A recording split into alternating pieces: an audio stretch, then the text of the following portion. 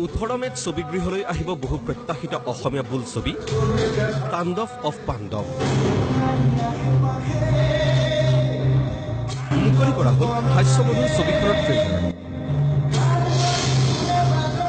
দেওবাৰে গুৱাহাটী প্ৰেছ ক্লাবৰ এক অনুষ্ঠানত মুকলি কৰা হয় ছবিখনৰ ট্ৰেইলাৰৰ লগতে এটি গীতৰ ভিডিঅ'।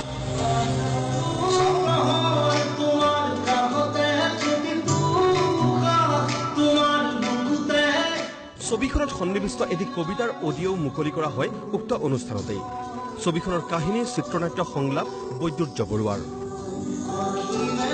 ছবিখনক লৈ আশাবাদী প্ৰযোজক অংকিতা চৌধুৰী। ইফালে ছবিখনৰ তিনিওটা গীতে দৰ্শকৰ বিপুল সঁহাৰি লাভ কৰিব বুলি আশাবাদী সংগীত পৰিচালক অহিৰ ভৈৰৱসহ পৰিচালক প্ৰিয়ম নিৰ্মল।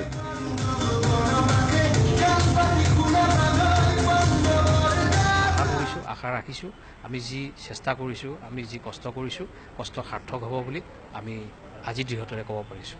কষ্টখিনি সাৰ্থক হ'লে ভাল লাগিব। মানুহে যিখিনি শুনিছে অলপ অলপ সকলোৱে গানখিনি ভাল হোৱা বুলি কৈছে।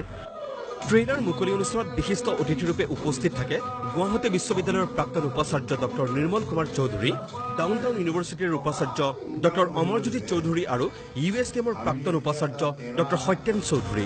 ছবিখনত দৰ্শকে উপভোগ কৰিবলৈ পাব ডক্টৰ অমৰজ্যোতি চৌধুৰীয়ে আবৃত্তি কৰা এটি কবিতাৰ আমেজো। অমৃত সন্তান তাত আমি স্বাভাৱিক অভিনয় দেখিছোঁ, পৰিচালনাৰ এটা অনন্য ব্যতিক্ৰমী শৈলী দেখিছোঁ। সকলো কথাৰ পৰা ছবিখন ব্যতিক্ৰমী। গতিকে আমি আশা কৰিছোঁ যে অসমৰ ৰাইজে এইখন আদৰেৰে ল'ব। মুক্তি পাবলগীয়া ছবিখনত অভিনয় কৰিছে জয়ন্ত দাস, বিকি বৰষাৰণী বিষয়াকে ধৰি বহু ন পুৰণি শিল্পীয়ে। ছবিখন যদিও হাস্যমধুৰ, তাৰ অন্তৰালত থাকিব সমাজৰ প্ৰতি বহু সুবাৰ্তা। ছবিখনত অসমৰ সাম্প্ৰতিক সমস্যাৰ ওপৰত অসমীয়া ৰাইজৰ জনগণৰ কিছুমান সমস্যা খুব সুন্দৰকৈ দাঙি ধৰা হৈছে। সকলো শিল্পীয়ে পুৰণি শিল্পী মিলি খুব কষ্ট কৰি ছবিখন কৰি উলিয়াইছোঁ।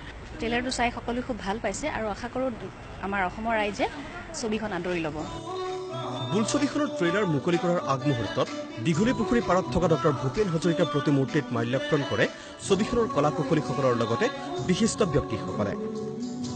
ভৈৰৱে গানৰ মাজেদি, আমি অভিনয়ৰ মাজেদি, নিৰ্মলে ডাইৰেকশ্যন, আমাৰ সকলোৱে মিলি এটা প্ৰচেষ্টা আমি হাতত লৈছোঁ। গতিকে ৰাইজলৈ আহ্বান যে ছবিখন চাওক, ছবিখন চাই ভাল বেয়াখিনিক আমাক কওক। কেমেৰা পাৰ্চন নৱজ্যোতি ডেকাৰ সৈতে বিকাশ ডেকাৰ ৰিপোৰ্ট প্ৰতিদিন টাইম।